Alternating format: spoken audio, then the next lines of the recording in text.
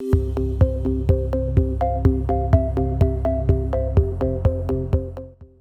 Wade Payson-Denney with Parrot Analytics, and this is TV Demand Last Week. This week, we'll take a look at how social issues are impacting the demand for content in the US and around the world. First, let's take a look at the most in-demand TV series with American audiences.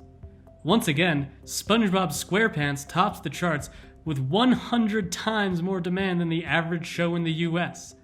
In fact, 3 of the top 4 shows in the US were animated kids shows.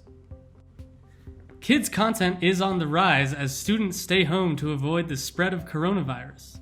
While the demand for all kids shows in the US grew roughly 40% year over year for the month of May, we found that demand for kids shows with diverse characters was up even more, 58%.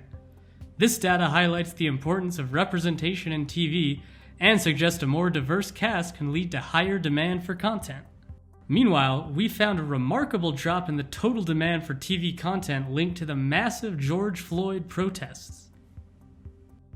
Our Global Insights Director, Karina Dixon, spoke with Philadelphia radio host Charles Ellison to discuss the findings. And basically, in the time that George Floyd was killed, we saw a dramatic decrease in the demand for television shows in the United States of about 18%, which is definitely not common for us to see that. There might be, if there's like a Game of Thrones finale or a massive finale, percentage difference of a few points, but nothing like this dip that we've seen of 18%, showing that people were not demanding television in the way they usually do after George Floyd was killed.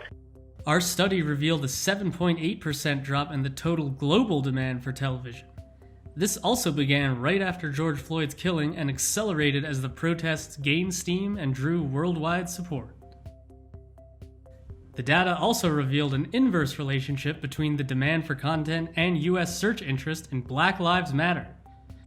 Overall, these findings show the incredible extent to which George Floyd's death has galvanized and captured the attention of the American people over the last few weeks. That wraps it up for this week's episode of TV Demand Last Week. Thanks for listening. See you next time.